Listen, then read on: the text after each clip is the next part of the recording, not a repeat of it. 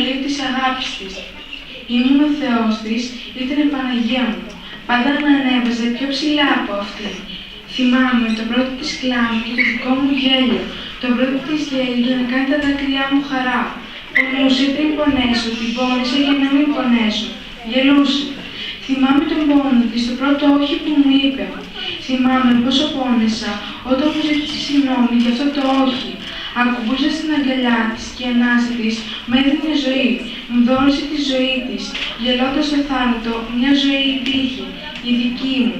Θυμάμαι όταν με ξάφνανε τα χέρια της, μου σοβαλούσα μύρο.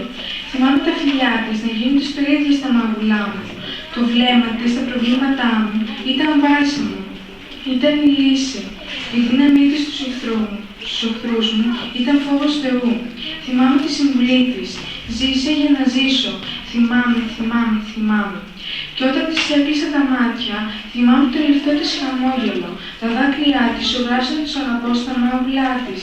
Ζέστη κάνει, μου είπε, και με χάιψε με το δροσερό της και έρχεται να με δροσίσει. Έθνε για να είμαι καλά. Την έλεγα μάνα. Πολύ ωραία, μπράβο. Και στην πλανέτηση. Δεν είναι εδώ. Η Κατερίνα. Έλα, Κατερίνα. Το δικό σου. Εσύ το δικό σου,